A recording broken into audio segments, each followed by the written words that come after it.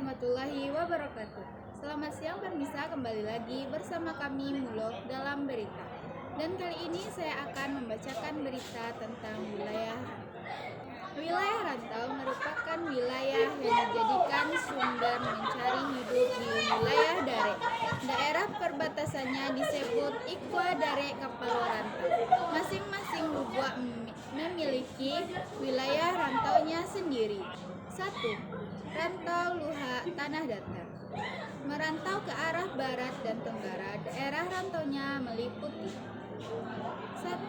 Rantau Nan Kurang Aso 20. Lubuk Ambacang, Lubuk Jambi, Gunung Koto, Benai, Pagian, Basra, Sitanjua, Kopat, Taluk Ingin, Inuman, Surantiah, Taluk Rayo, Simpang Pulayang, Ajamole, Pasiaringit, Kuantan, Talang Mama, Kualoto. 2. Rantau Pasisia Panjang atau Rantau Banda 10. Batang Kapeh, Puo, Surantiah, Ampiang, Perak, Kambang, Lakitan, Punggasan, Aye Haji, Painan, Banda Salido, Tarusa, Tapiluha, Lunang, Silawi, Indropuro. Daerah ujung Dare Kapalo rantaunya adalah Anduriang, Kayu Tanam, Gugok Kapalo Hilalang, Sicincin, Tobo Pakandangan, 2 kali Sabale, 6 Mingkong, 7 Koto, dan Sungai Saya. 2. Rantau Luha Agam menyeberang ke arah utara dan barat dengan daerah rantaunya sepanjang pantai Samudra Hindia, Pasaman Barat, Pasaman Timur, Panti, Rao, Lubuk Sikapiang, dan lain-lain. Sementara ujung dari kapal rantaunya Palembayan, Salereh Ayah, Lubuk Basuang, Kampung Pinang, Simpang Ampe, Sungai Garinggiang, Lubuk Bawan, Tigo Koto, Garagahan, dan Manggopo. 3. Rantau Luha 50 Koto memasuki daerah Riau daratan sekarang, yakni Rantau Kapar Kiri dan Rantau Kapar Kanan. Daerah rantaunya Menggiliang, Jo Tanjung, Baliak, Pangkalan Jokoto Alam, Gunung Malintang, Muaro Paeti, Tanjung Baringin, Pangkan Jokoto Alam, Guginggi, Gunung Sailan, Untujo Lipekain, Ludojo, Ujung Bukit, Sanggan Tunjung Baliak, Tigo Baleh, Koto Kampar Sibiro, Gunung Bungsu, Muaro Takuih, Pangkayan Gunung Malelo, Tabiang, Jo Tanjung, Jo Binamang, Tanjung Abai, Jo Pulau Gadang, Baluang, Koto Sitangkai, Tigo Baleh, Jo Lumpuling, Lubuk Aguang, Limo Koto, Kampar Kuo, Jo Sulao, Bangkinang, Jo Rumbia, Ayatiri, Tarata Bulua, Pangkalan Indrawang, Pangkalan Kapeh, dan Pangkalan Sarai, Jo Koto Lau. 4. Rantau Nan Sambilan atau Negeri Sambilan terletak di Malaysia, negarinya Sungai Ujong, Jelebu, Johor Rembau, Semangat, Nanyang, Kelang, Pasir Besar, dan Jelai. Demikian berita dari saya, selanjutnya akan dibacakan oleh rekan saya Stakifa Gezi Artamevia. Terima kasih.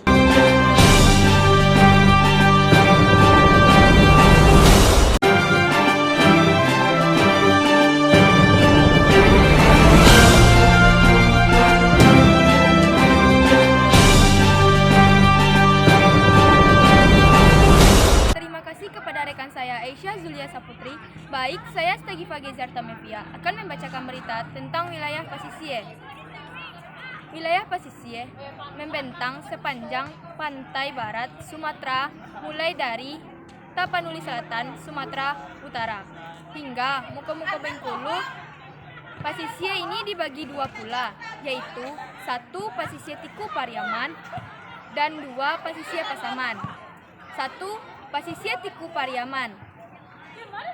Piaman Laweh meliputi Kasang Jo Duku, Sintua Jo Lubuk Aluang, Sunua Jo Kurai Taji, Toboh Jo Pakandangan, Tiku Jo Pariaman, Nareh Jo Sungai Limau, Malai Sungai Garinggiang, Limo Koto Jo Kampung Dalam, Sungai Sariak Nan Sabari, 2 kali Sabaleh 6 Lingkuang.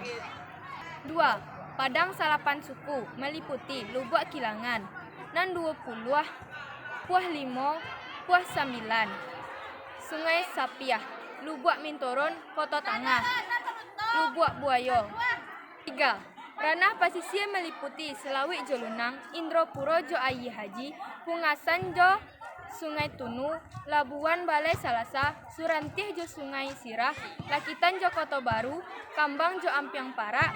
4. Pasisir Pasaman, Sasak jo Kinali, Parik Batu jo Koto Baru, Padang Tujo jo Awua Kunyang, Lubuak Pudiang jo Aye Gadang, Sontang Muaro, Kiawai, Sungai Awua jo Ujuang Gadiang, Parik jo Aye Bangi, Pinaga jo Kajai, Talu jo Sinurut, Cubadak jo Simpang Tonang, Rao jo Padang Nunang, Panti Lubuak Sikapiang, Bonjo jo Kumpalan, Malampeh Alahan Mati, Cadang Panjang jo Aye Manggi.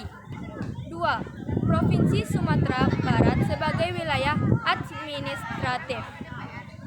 Wilayah Minangkabau yang disebut Tambo itu secara administratif berada di Provinsi Sumatera Barat. Dibentuk 9 Agustus 1957 berdasarkan Undang-Undang Darurat Nomor 19 Tahun 1957. Luas wilayahnya sekitar 42,01 km persegi, terdiri dari 12 kabupaten dan 7 kota. Jumlah penduduk Sumatera Barat tahun 2021 mencapai 5.580.232 jiwa. Mayoritas penduduk Sumatera Barat adalah suku Minangkabau. Di samping itu, ada juga bermukim sejumlah suku bangsa lain, seperti Aceh, Batak, Jawa, Ambon, Cina, Keling atau India, Nias, dan sebagainya. Demikian berita dari saya. Untuk berita selanjutnya akan dibacakan oleh rekan saya yang bernama Anissa Bella Putri.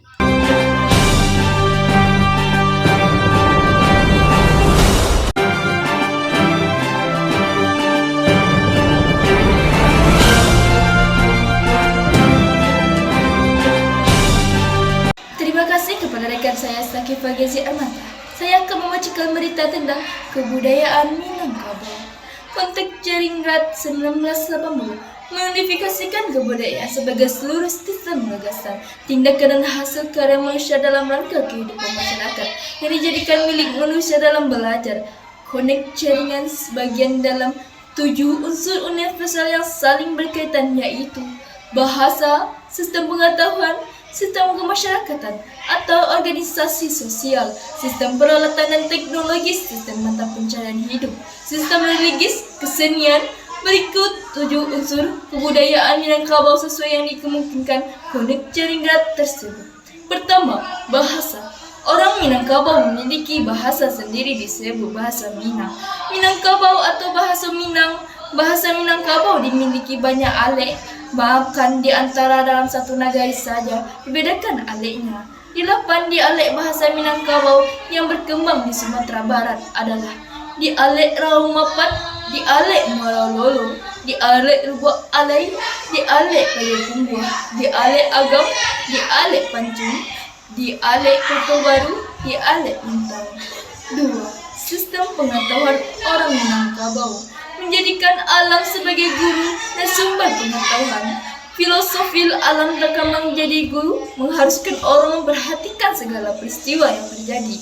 Orang Minangkabau belajar dari terjadinya di alam, kemudian menjadikan pengetahuan untuk diwariskan secara turun-temurun. Selain belajar dari alam, orang Minangkabau juga harus mencari guru untuk menambah ilmu.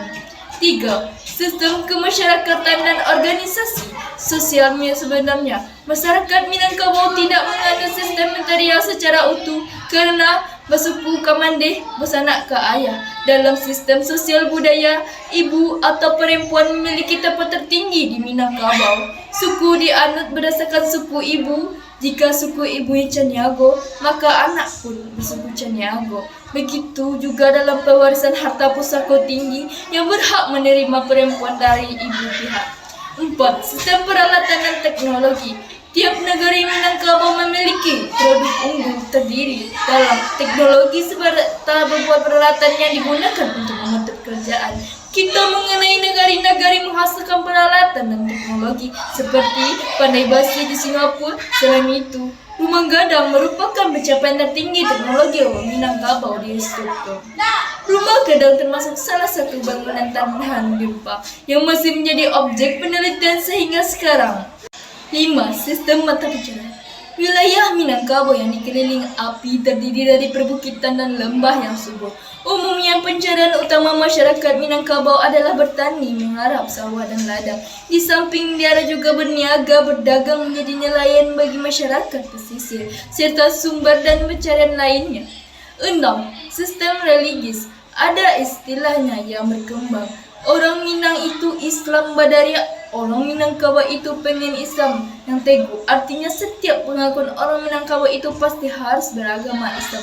Sebab ada adat bersandi salak sandi bagi tabura, seumpama nafas bagi kehidupan orang Minangkabau.